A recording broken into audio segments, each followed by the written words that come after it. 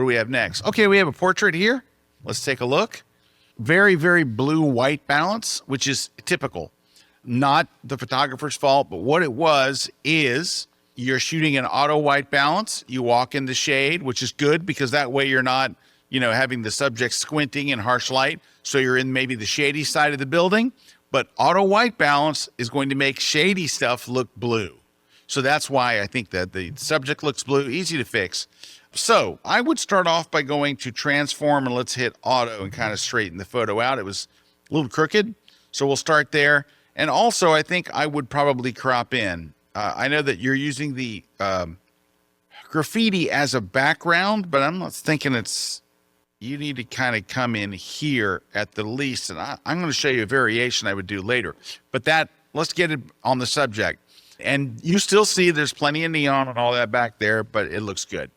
Let's go and we could choose for our profile. Oh, it's not a raw image. I can't choose portrait. No problem. Let's hit auto and see how that does. Wow, auto didn't do much of anything, which means the photo was really probably on the money for exposure. You could increase the contrast a little, but the thing that's killing me is the white balance. It's so distracting to me. I can't figure anything else. Let's click on the tool, the eyedropper, the white balance eyedropper here right at the top next to the WB. And let's click on something that should be kind of gray. Look how far off that white balance was, right? Look how blue that was. Now, when we did that, did you notice that it changed? Now her top is kind of blown out. So we're going to go to highlights and bring that back so we get some of that detail back in her blouse or her top. Let's see what else. All right, the color's better. I definitely think adding a little bit of vignette will certainly help. Let's go to effects. I know I sound like a one-trick pony with these vignettes, but I'm going to go to like -11, which is my sweet spot generally. And there's before and after. So you can see it does actually, there's before and then there's after. So it does kind of take the heat off the edges, which there's nothing happening at the edges anyway. The other thing I would do, the lighting in the shade, as you might expect, is a little flat. It's not super flat, but it's a little flat. Here's one way you might be able to make her face have more dimension. Click on the masking tool. Give it a second to detect people. All right, let's go to her, and we want to select her face. So facial skin, eyebrows, eye sclera, iris and pupil, lips, teeth, no hair, no clothes, just her face. And then you're going to click this button called Create Mask. So it's going to select just the area that you see in red there, basically her whole face. Now, any adjustments I make with these sliders are going to affect her whole face. I only want to affect the left side of her face. So I'm going to try to add shadows to the left side. So I'm going to go and say, here's my mask right here. I want to subtract from this mask. I want to subtract, and the tool I want to use to take away from her face is the linear gradient, so that I can go up here and kind of drag that way so where this side of her face is no longer affected, and it's just kind of from her nose over. So you can see that better.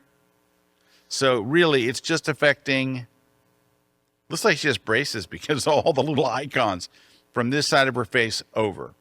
So once that's in place, what I can do is I can lower the blacks probably and bring in some, see how it's bringing in shadows on the side? It's like you're holding up a black reflector, right?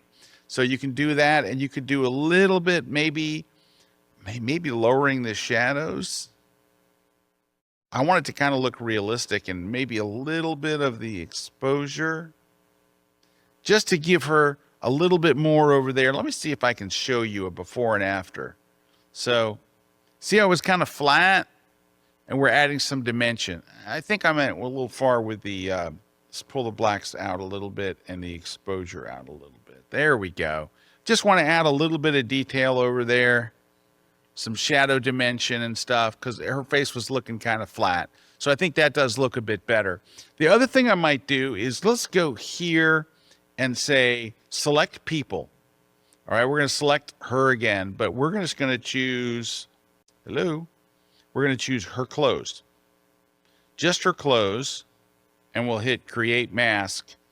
But I only want to actually affect her blouse, not her pants. So we'll do the same thing, subtract, and we can just actually use the brush and say, okay, not her jeans, not her hand, not anything else down there. Hold on, let me move down. See, I could have done the gradient again. It would have been a lot quicker. Now I can't even find my cursor. Oh, I guess my brush is really small. Oh yeah, my brush was crazy small. So that what was causing the problem. All right, we'll get rid of all. I only want to affect her blouse. Because her blouse, I don't know, it doesn't look white. I think it's supposed to be white. And it also lost a little detail, and it's just kind of messed up.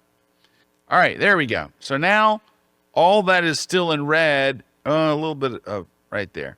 All right, is her blouse. And I didn't do the best job of erasing that. But now I can bring back the highlights a little bit. And I don't know, to me, I don't know if you see, it's weird. I'm looking on my laptop and I see it has a bit of green in it, which is weird. So I'm going to move away from green towards magenta. So that actually gets us in a pretty good place. I mean, it's a simple thing. We got a little more. I think the shadows on her face need a little bit of work, but the rest of it I think is pretty good. However, I don't think that I would edit the photo like this. All right. I think I would flip it and edit the photo more like, if it were me, and today it is, something more like that, right? Like seeing her feet and the floor and all that. I don't know if that's necessary. I think that this is a better rendition, but it's dealer's choice. So either one of them, you can't go wrong. Okay, so that's that one. It's a pretty simple before and after. See how blue it was? Do you see the blue on the left? Yes, it was pretty blue. You don't need clarity. You don't need texture or any of that stuff. If you did want to apply texture, I would select the pants and the shirt, just add it to the clothes. Now here's one thing we could do. You could do this. Go back to masking, create a new mask. Let's do this. This is worth doing. Let's go select people. And then when it gets her, let's go select hair. And then we hit create the mask, and then we open up her hair a little bit just to give it a little.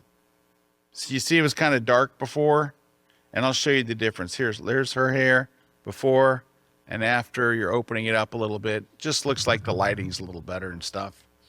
A little more volume, a little more luxury to the hair.